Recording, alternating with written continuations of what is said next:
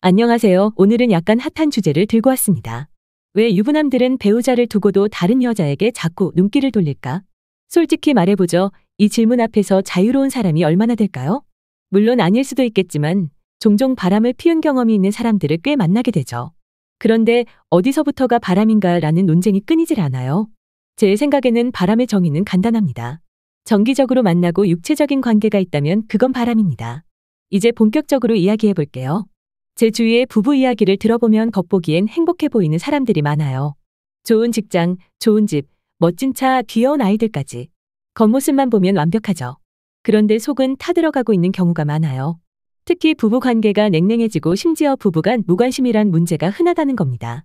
그래서 오늘은 유부남들이 바람을 피우는 4가지 주요 이유를 알아보려고 해요. 그리고 그 이유가 어쩌면 조금씩은 이해될지도 몰라요. 1. 섹스리스 부부. 첫 번째로 흔히 등장하는 이유는 섹스리스입니다. 많은 남편들이 아내가 나를 원하지 않아요? 애 키우고 집안일하고 직장까지 다니는 아내들은 피곤해서 잠이 더 간절할 수도 있죠.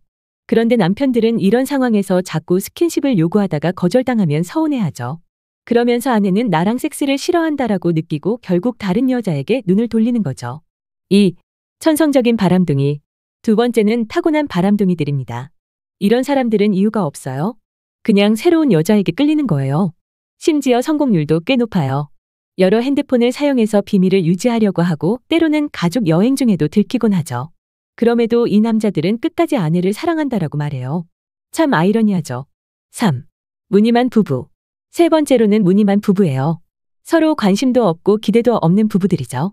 이런 부부는 문제가 있어도 서로 부딪히기 싫어서 그냥 눈 감고 지내요. 그러다 보니 이성적인 끌림은 사라지고 남편은 다른 여자에게 정신적으로, 육체적으로 빠져들기 쉬워요. 이런 경우는 가정 파탄으로 이어질 가능성이 높아요. 4. 멀리 떨어져 사는 부부. 마지막으로 물리적으로 떨어져 사는 부부들이 바람의 위험에 가장 노출되기 쉬워요. 자녀 유학이나 해외 지사 근무 등으로 오랜 시간 떨어져 있으면 외로움에 다른 사람에게 눈을 돌리게 되죠. 가까이 있을 땐 못 느꼈던 감정들이 멀리 떨어져 있을 때 갑자기 터져나오기도 하거든요. 결론적으로 부부간 가장 무서운 적은 미움이 아니라 무관심이에요. 배우자와의 관계에 문제가 생겼다고 다른 곳에서 해결책을 찾으면 결국 가정이 파탄나게 되죠. 부부는 서로에게 최고의 남자, 최고의 여자가 되려고 노력해야 한다고 생각해요. 오늘은 여기까지고 다음 편에는 유부남들이 왜 집을 떠나 도망가는지에 대해서도 한번 다뤄볼게요.